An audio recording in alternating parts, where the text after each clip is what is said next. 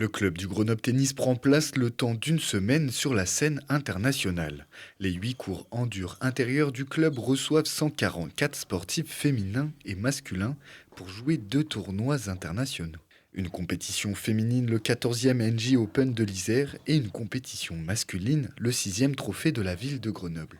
On a 80 hommes et 64 femmes qui vont passer ici la semaine pour remporter des points qui comptent pour le circuit mondial. Chez les joueuses, c'est 75 points pour la vainqueur et chez les hommes, c'est 15 points puisqu'on est sur le circuit un peu en dessous qui s'appelle le circuit futur, qui est plutôt un circuit qui va révéler les futures pépites, les meilleurs juniors du tennis mondial, alors que chez les filles, on est déjà sur des joueuses qui sont entre la 100 et la 200e place mondiale, qui sont déjà bien installées dans leur sport. Cette année, le tournoi féminin franchit un nouveau cap en passant de la catégorie W60 à W75. La première fois que je suis venu, c'était un tournoi qui était pour les tournois masculins 15 000 $ et féminins 25 000 $. Aujourd'hui, on est sur un tournoi très très haut de gamme chez les femmes puisque c'est un tournoi 75 avec une dotation de 60 000 $.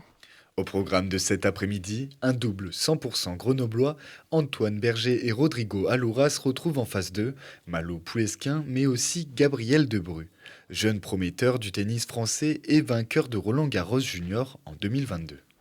Disons qu'on le connaît bien, Gabriel, parce qu'on s'est entraîné avec. Moi, la semaine dernière, j'ai tapé avec. Donc, c'est pas comme si on découvrait quelqu'un, on le connaît super bien. Donc, je pense que ça fausse un petit peu ça. Au cours d'un match très serré offrant un set à chacune des paires, Antoine et Rodrigo ont su l'emporter au jeu décisif 10-8, sortant alors de la compétition Gabriel et Malo. Et si certains noms connus peuvent apparaître à la programmation, le Grenoble Tennis aujourd'hui ne gagne pas d'argent sur l'organisation d'un tournoi comme celui-ci. C'est pas une histoire financière, c'est avant tout une aventure humaine, c'est passer la semaine ensemble pendant 10 jours et avoir envie de proposer finalement aux joueurs, aux joueuses et puis aux spectateurs un spectacle de qualité et un tournoi intéressant.